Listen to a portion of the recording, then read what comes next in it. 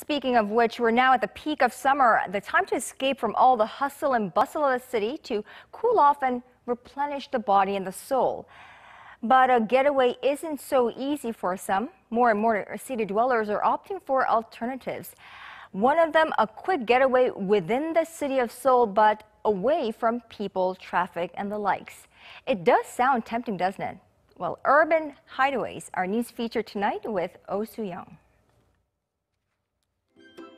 Worn out by the complexities of urban life, most city dwellers want some time out from all the commotion.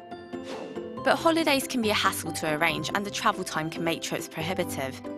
That's why more and more people in Seoul are seeking more private getaways within the city, where they can find some peace and quiet and a bit of culture. In the middle of the busy Gwanghwamun area, walk west along the alleyways of the traditional Seochon village, and you'll come across a hidden valley. Seoul Valley is perfect for a fresh breath of air and a leisurely stroll along the creek against the backdrop of Mount Arirang. The striking scenery has for centuries inspired poets and artists alike. One of the best-known works is a painting by Seochon, a landscape artist from the early 17th century. An apartment was built over the valley in the 1970s, but demolished 8 years ago, and the government has since restored the landmark to its former glory. Now the picturesque valley is a public park that's open all year round. You can enjoy some quiet time alone by the brook or dip your toes in the creek.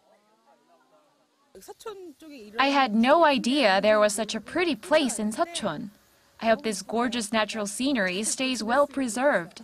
We're looking for a shady place to kind of beat the heat. It's beautiful. It's one of the things I like about Seoul because it's very city, very, very modern and metropolis, but at the same time you get outside of those areas and you're suddenly on a mountain. It's nice.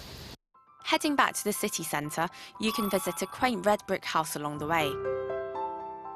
It's the home-turned gallery of artist Park No-soo, renowned for vivid colours and fine brushstrokes that harmonise Korean and Western styles of art.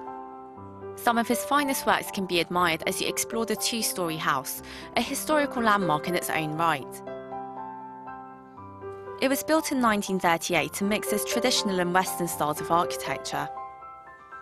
Creaky wooden floorboards, ornate lamps and a bright red fireplace. Original features like these have been preserved, lending authenticity and charm.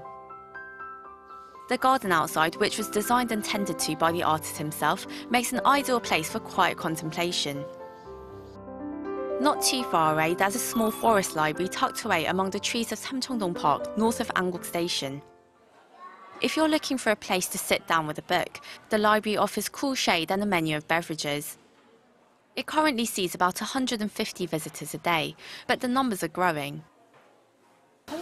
The center was originally built for the local community and to encourage children to read more books. But many of our visitors come not just from our district, but from other parts of Seoul, Gyeonggi-do province, and as far away as Jindo and Ulsan. We believe they come here as it's a place where you can relax and refresh yourself in nature. It's hot at home, but it's cool up here. My little brother doesn't bug me either, so I can read my books and study too.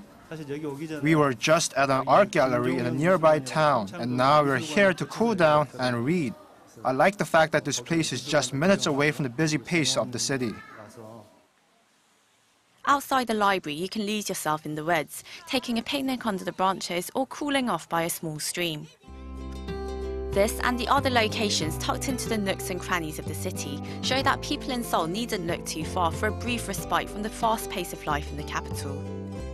Oh Soo-young, Arirang News.